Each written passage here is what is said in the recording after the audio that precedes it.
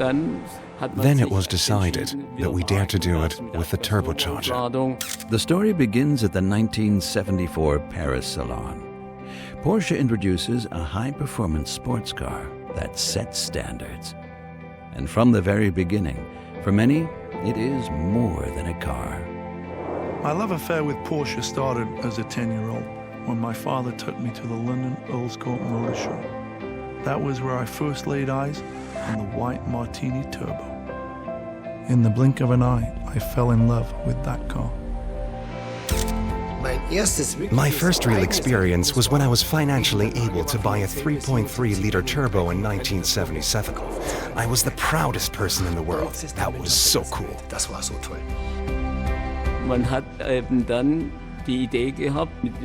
We had just had the idea with this exhaust gas turbocharger that worked so well on the 917. So you adapt what has proven to be good in racing to the standard sports car. But this whole combination, that it was still a car that you could drive every day with, yet you could also go to the racetrack, that was huge. The shape, the wide cheeks at the back, and then he had that rear wing with that rubber lip raised. It was a sensation. The shortcoming was the responsiveness, because that simply has to work with a series engine in traffic or even with a racing engine. But the engine responds immediately when you accelerate, for example.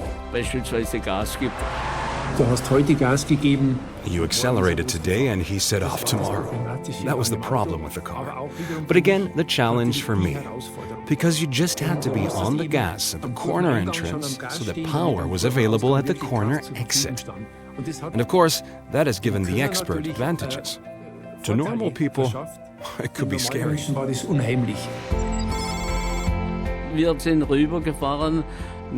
We drove over to Columbus, Ohio, and introduced the 911 Turbo for the USA. This was completely new territory for the journalists. I then had to give a short lecture about what that actually means. But that was well received, I think.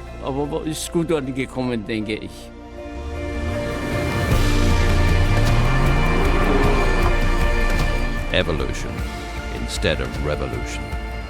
The 911 Turbo has always remained true to itself. It hasn't changed its character in 4.5 decades, and stood then as today for the technology carrier of the 911 series. A classic that occupies a very special place in the history of automotive development.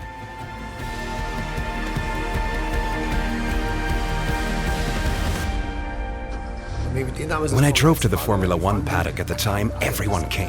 Whether it was James Hunt, Vittorio Brambilla, or Ronnie Peterson, they all wanted to drive that car, but nobody was allowed to drive it. Only I drove it.